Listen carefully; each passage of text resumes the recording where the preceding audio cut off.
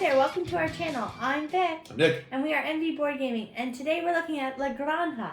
This is a 1 to 4 player game. It is designed by Andreas Odenhall and Michael Keller.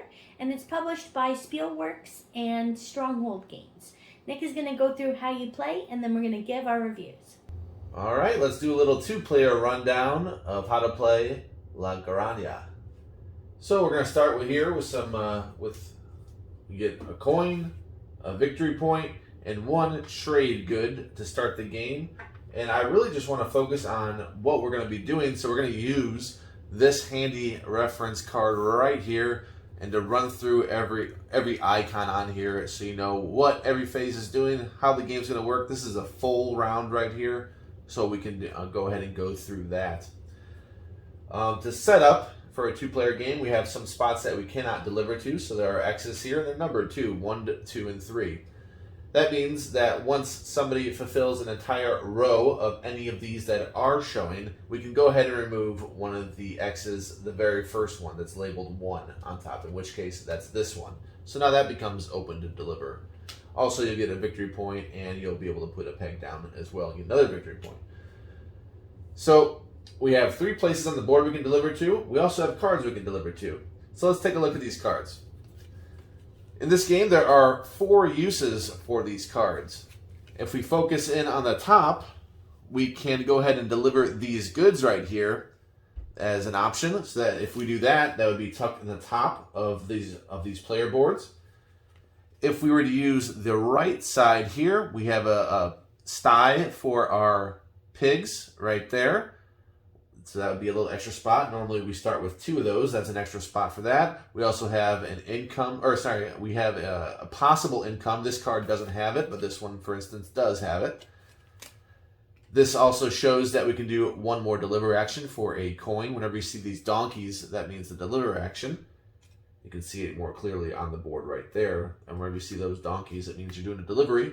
That gives you an option to spend a coin at a certain phase, which we'll get into. And this also says we're going to increase our hand limit size by 1. It starts at 3. So to start the game, we have 4 cards in our hand. We don't care about the hand limit until phase 1. So right now we're going to play 2 of these cards.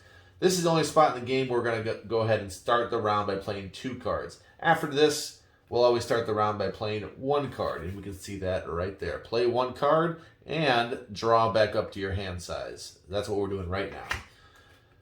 So I went over 2 things you can do with these cards. You can tuck on the top and go ahead and go for these goods. You can go to the right, in which case it would go right here, so it would fit in and give me additions to that side. If I were to do that, it would cost goods based on how many of these I have. So the very first one's going to cost me 1 good, and on your board, on your player board, it says what kind of goods are acceptable.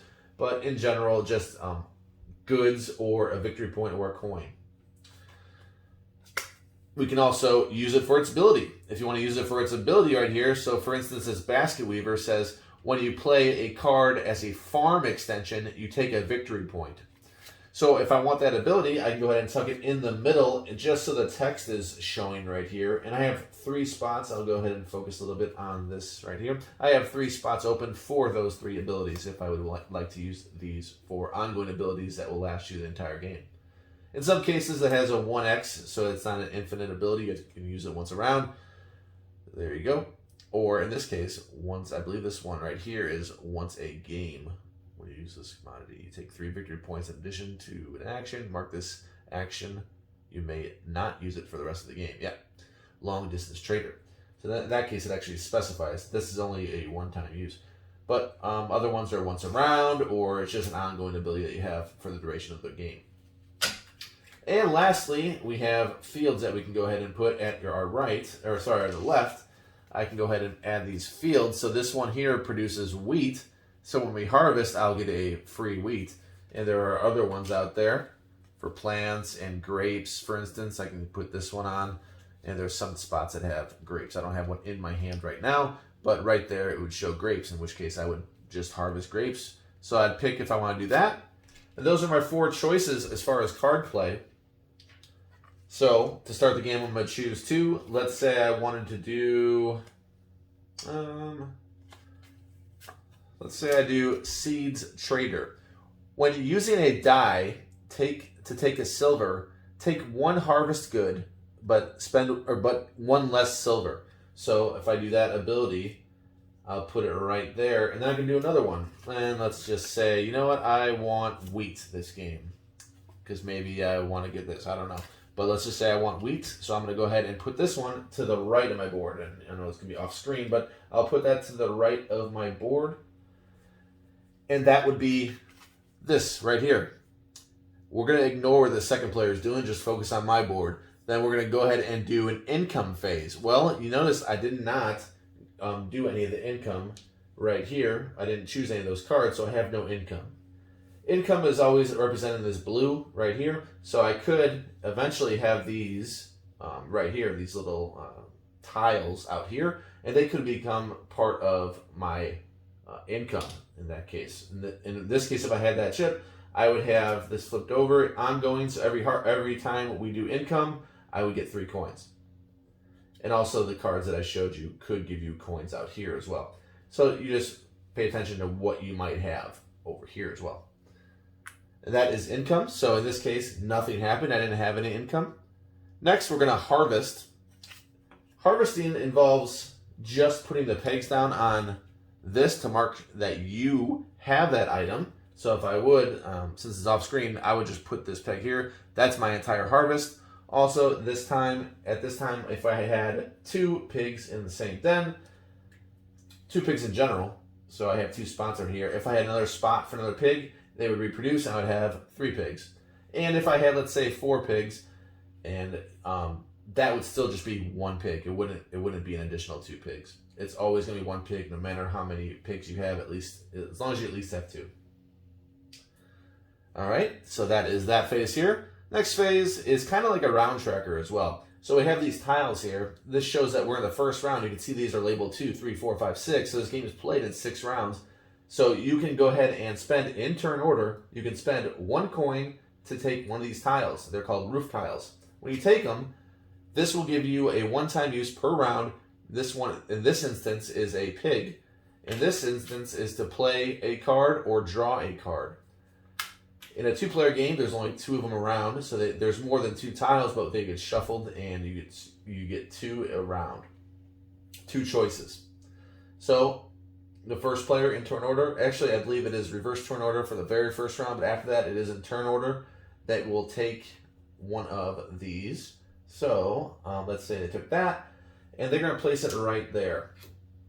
Let me zoom in on that. These are where the roof tiles go. You can see there's 5 of these, so one of them you're not going to be able to get regardless. And these do cost more as we go. The round marker is how much they cost, so this one's going to cost 6 if you were to buy it here. But right now, round 1, so they cost 1. I put it there. I can use this and since there's no color on here, like it's just this, there's no specific color as far as looking at these rounds of this cheat sheet. You can see there's different colors on them. This one doesn't have one of those colors. It just means you can do that anytime. So I can take a pig right now, and if I did that, I would flip it over, and to mark that I have a pig, I just put one of these pegs. That's the same thing for any resource. When you get something to track it, you just put one of these pegs on that spot to show that you have a pig, because this is where the pigs go. If I were to have other spots, this is where the plants or the weeds or the grapes right here. When I upgrade them, they would go to these orangish spots. And that would mean that this grape became a wine, or this wheat became stew with this pan right here. So, all right, so that is the phase where we can go ahead and acquire a roof tile. Then in the second part, we're going to go ahead and roll dice. In a 2-player game, it is 5 dice, so 2 dice for each player and +1. So what we do is we roll. And now in turn order, we get to pick. So I'm going to put this 1 up here, 4 here, 2 here, and we get 2 6s. We get to draft these dice. So in turn order, we get to draft those. Let's say I take, whatever. I'll take that. You know what? Let's just go over what we're going to do. Back and forth, we're going to pick a dice. So if I were to take this 6, I'll put it over here on my board. I have 2 spots. I can do that. Then the other player's going to take one. They take the 4. And so on. I'll take the 2, and they're going to take the 6, and we're both going to issue ourselves this 1. So we both get 2 dice to ourselves and 1 that we trigger off. We both trigger off, I should say. So we both know we're going to get this pig right here. So when we take these, we do the action immediately. So if I were to take this 2, I would either get a card, play a card, or get one of these resources here on my board. A 6 would mean that I would either get a delivery or 2 coins. They took a 4, that means they get 4 coins. 1 means the pig, and this one 4 coins if somebody were to get that. And 2 goods not equal if the 3 were out there. A 5 would be 3 choices. You either get 2 upgrades, you get 1 upgrade and 1 siesta, which is this tracker right here. It has a lot to do with victory points, and not just that, but also turn order. And your last choice here is 2 siestas, so you move up that track. Once all that's done, we move on to the next phase. Let's bring that up. Next phase is these donkey markers. So simultaneously, you're going to select one of your 4 donkey markers. You can only use it once for now, so you're going to carefully pick which one you want to do. They just have a ratio of either deliveries or siestas, some combination. If you want to do all deliveries, they do have a chip for that. So they have one that says, I'm going to do 4 deliveries. Anyway, you're going to pick one of these, and you're going to simultaneously reveal what you want to do. So let's say I showed 2 of each. So right there, we're not going to worry about what our opponent shows because we're just going to do this with focusing on one player. So once that's done, we're going to go ahead and reveal what we did here, and we're going to move these siestas based on what was shown. So I showed 2 of each. So if I'm the red player, I'm moving up 2. And we'll say that they showed 4 deliveries, so I don't have to move them. So if they showed 4 deliveries, that means they showed no siestas. That means they didn't move. Next, we're going to go ahead and alter turn order. So in this case, red will be the first player still. It happens immediately, so if green were to overtake it at that time, they would get the first player marker, which is these. And then we do our deliveries in turn order. So this current turn order, it may have been rearranged, but right now we're going to do our deliveries in that current order. So do a delivery, you have a couple choices here. You can either deliver to one of the cards I showed you up top of your board. So if you had one of these stacked here, this one says I would put a grape and a pig. If I were to do that, so that would require 2 deliveries, I would then get this. And this is a trade commodity and a 3 VP and 3 spot on this board. So hypothetically, let's say I did that. Let's say I went ahead and did that as my trade action.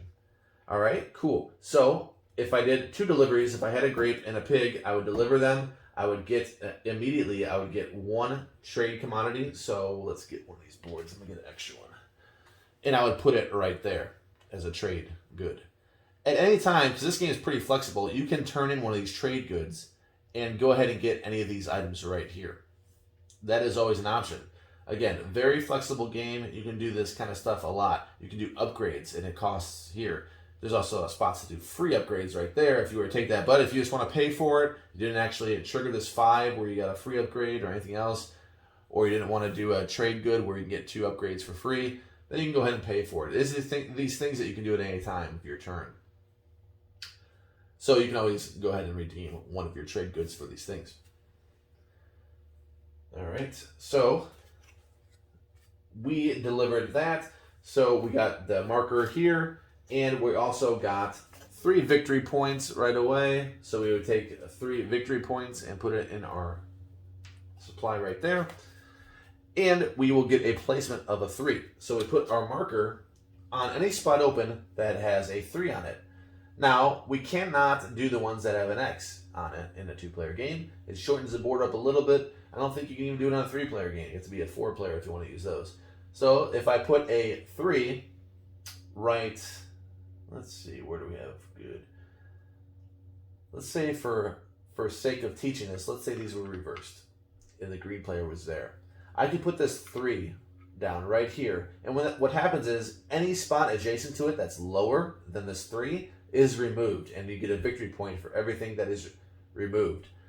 but you don't remove your own colors. That's why I switched it. So this green was right here. So the red player is removing this green because the green is in a 2 and they place down a 3. So they're going to get one more victory point for this on top of the 3 that they got based on what this card told them.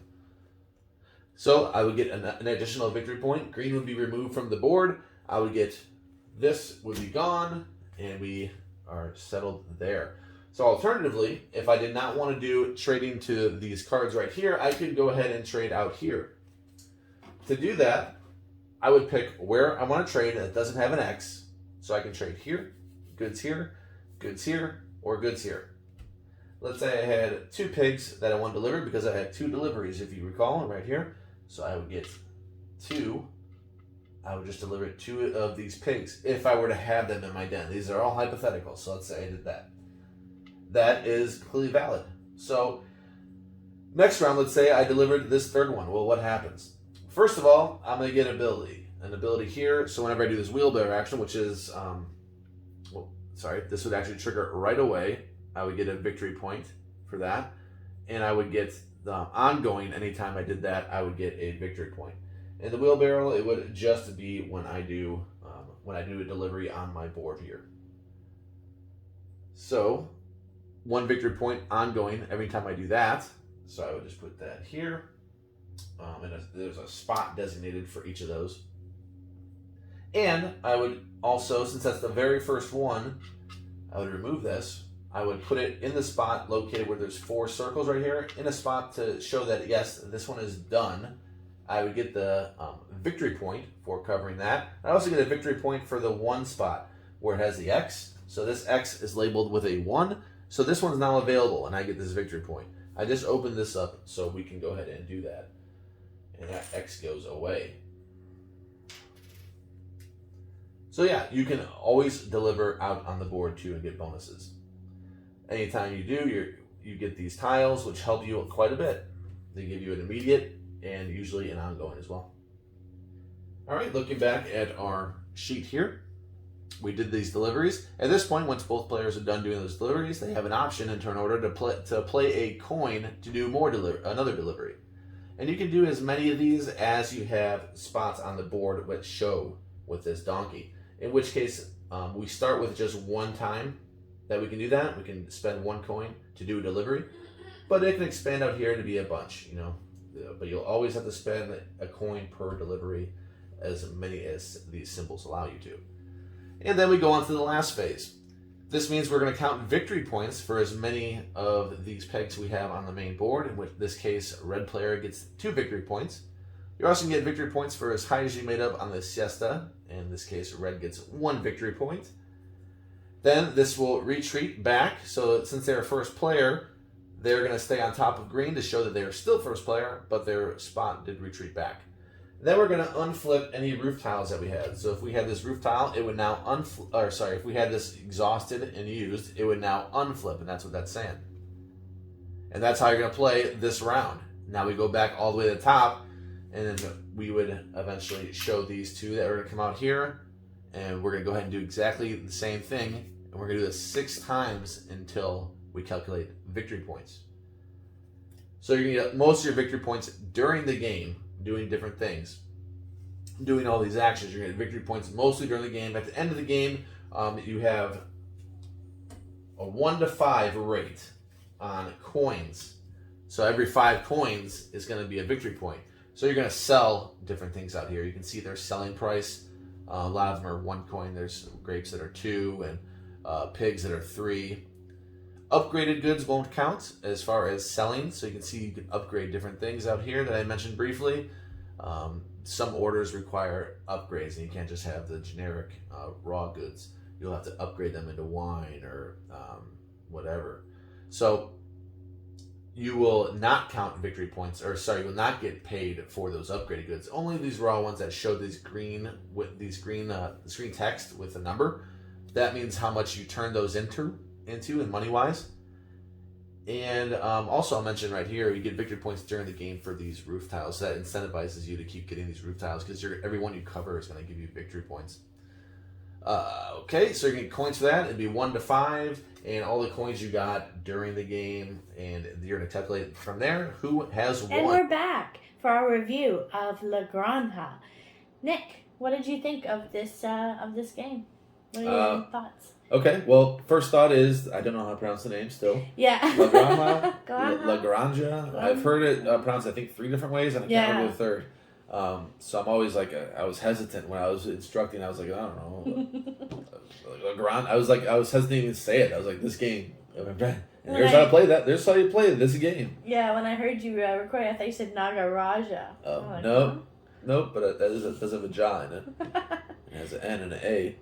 So this game, yep, you saw it on the table. It's not going to appeal to everybody. The looks of it aren't that great. It's one of those boards that you're very familiar with from a lot of Euros.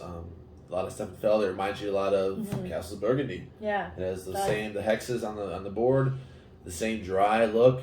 So it's not going to be for everyone. You might just be immediately turned off. You're like, I don't like pretty games or whatever, and that's really not me. I like quite a bit of ugly games, so that's fine. I can get over that. If it's a good game, it's a good game. I can see past that. Things I really, really dislike, though. I hate VP tokens that are really chintzy. This game also reminded me of Santa Maria. Mm-hmm. That's what I thought too. In a couple things, those dice where you're allotting them to different spots in the main board, and you can take them, draft them. That had Santa Maria. Yeah. These VP tokens, Santa Maria. I hated them in that game. But Santa Maria has a nice friendly face. It does. It has a little smiley face and a pink. These are just as bad. Even punching them, you can feel them tearing apart and down the middle. Like it's just like, wow. These were even worse than the coins. These were so bad. I hate these so much. I hate them a little bit more in Santa Maria, but I still really do hate these. So make no mistake, I do hate these. I just do. I hate them. I hated punching them. Like, these are splitting apart, and they weren't punching clean. And it's like, man, everyone's like ripping like paper. You can see paper gets like. Well, what did you love? I love the game. Yeah. I love the game. You love the game. I absolutely love the game. So I'm harping on the negatives, but that is to lead me to say that I love this game. I think it plays really great. Once you have the iconography, you can just run down that list, that cheat sheet, which you have 4 of. Excellent. They didn't get cheap with it. Yeah. They gave you 4 reference sheets. You understand everything. You can flow through everything. It doesn't change very much. There are little spots where it says, oh, now that you play here, you get to play 2, and turn order doesn't matter right here. And there's a little bit of that, but not very much. Mostly you're going to be playing off that cheat sheet and just rolling through in your first play. After that, you might remember it, but I think we used it our first 2 plays, and I think you should. You should have that out just to run through, make sure you don't mess anything up. Yeah, or do it out of order. Right, right, because order does matter quite a bit in this game. So but I also love the flexibility. This game has a lot of flexibility. There are things I can do anytime, and it's really nice that I can actually flip that over anytime and use my roof tile or whatever it might be, change my trade to commodity goods or.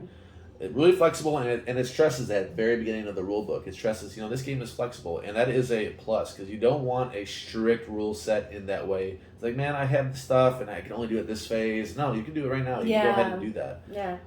So I like that a lot. So this game I find great. It exceeded my expectations. I got it out here. I love all the multi-use cards. I love multi-use cards in any game. This game has four uses for these cards. Yes, some of them are better earlier in the game than later. Yes, some are better later in the game than earlier. But still, these cards are great, and I love... it's hard to play them sometimes, especially when your wife drafts a number 2 spot where you can play cards every single time, and I can't play cards. But sometimes it's really hard to play cards. But then there's some other times where there's actually like a roof tile that lets you play a card or something like that. Or you can use it to trade commodity. Your trade goods. Your trade goods. So...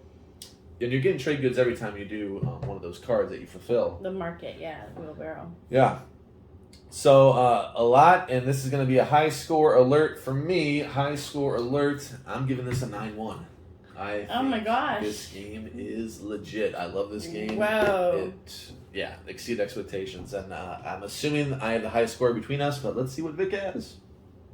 Well, Nick is... that's very high. That's more than I thought he would have when I was watching him play. He has a really good poker face, I guess, because we don't talk about our scores before we have our videos. If you're not aware already, this is always news to us. So that is very surprising.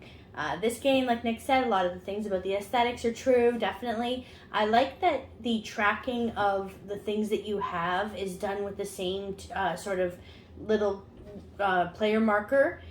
Some people may not like that. They might want to have a bunch of different tokens and might think that that's a little cheap production-wise.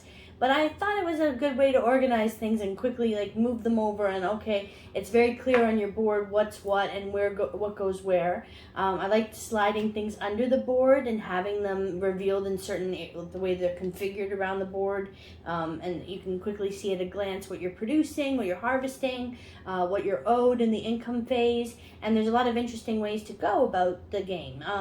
The different actions based on the dice, I mean, that can be very lucky. We were playing one game and we only had the 5 dice action one time and near the end of the game. And that one lets you do a bunch of really good actions like upgrades and things like that. So it is really at the mercy of the dice roll what you're able to get, which makes the game a little more interesting too than just having rigid actions that were always available. Yep. The artwork of the little pig is cute. I always will make a comment on the artwork if it has a little animal. The little piggy is cute. Everything is good. I like the way that you can have another pig reproduced, and you need to think about the spots that you have for those pigs. And are you going to be able to have a little baby in on your player board, or can you not accommodate it? Are you going to make it into a steak? Anyways, a lot of good choices. I like Euro games. I would say this game is a little bit on the heavier side. I think it's not the craziest. It's not super complex and difficult. But what would you think in terms of the complexity? Yeah, I would say it's fairly heavy, I would say. Yeah. And the symbology, like Nick said, it's great to have that reference. But to go through with a new player, it'll be a lot of, explanation in terms of what each symbol means and going through things. But at least you have that great reference. And if you know me, I love a reference sheet. So happy about that. Same complaints that Nick had with respect to the quality of some of the tokens and, the production. Just not really wow factor on the table. My score for this game is 8.1. So I'm a whole point down from Nick on that. Just to me, it's not that exciting of a game, but it doesn't take up too much time. I found we could breeze through. Before we knew it, we're in the 4th round. There is 6 rounds. It's not a quick game. They say 120 minutes on the box, but I didn't think it overstayed its welcome to me. I thought we were just, you're kind of reach a point where you've built a little engine and you're not feeling like, oh, at the end of the game you had so much more that you could have done. I don't know. I didn't get that vibe. Yeah, and I think, your first play is probably going to be about 2 hours. Yeah, that's true. At 2 players. Yeah. We only play this at 2 players. A lot of games we only do that. Sometimes we do some with 4, but this one was only 2 players, and played it a few times, and I think after the first time we played, it turned into maybe a 90-minute game for 2 players. That's what I think too. So it did. When I first got this game and I was looking at how to play, I'm like, this is actually going to take quite a while. This might take us 2.5 hours or so. And it took us about 2, with the teach and everything, maybe 2:15, something like that. Yeah. And then I felt like the next time we moved down to about 90 minutes. So it didn't overstay its welcome in my book, that's for sure. Yeah, and I like how one more thing, I like how the spots unlock on the market board where you are fulfilling orders that you're doing the craft orders. And then you can unlock other ones to do. So you can't do that just yet. And there's little bonuses that you get that are ongoing and immediately taken as well. So just really cool game. We recommend it. Definitely would want someone who's into these heavier type of games to pursue it. Very for sure. replayable too. Yes, very. Considering how many, each card is 4 cards technically. And you have a big stack of these cards, man. There's a lot of cards in this game. And not just that, every round's going to be different because you don't know what you're going to roll. And what you roll isn't necessarily what you get, because rolling isn't as lucky as you think, because it's a shared pool. It's not your pool. If Vic had her own roll and I had my own roll, that wouldn't be as good of a game. We have each got our roll, and we get to draft what we prefer. Love it. I love how every round is going to be different because of that. And not just that. Every card's going to be different, so you're producing different things. You're going for different things. Everything you want out on your board. The cards are going to be different as far as the items you want. The openings are going to be different every time. The little roof tiles. The roof tiles are going to be different every time, every round. So that's why I gave it such a high score, because the replayability is there. And for me, I do find this game fun, a lot more fun than Vic, I guess. But I actually do enjoy the decision space in this game, and there's a lot of it, and it's consistent through and through each phase, each round. Well, don't worry, I'll play it with you anytime you want. It's Okay. a lot of fun for me too. Thank you so much for watching this video. If you enjoyed it, please give it a thumbs up, like, and subscribe to our channel for more great videos. We'll see you next time. Bye.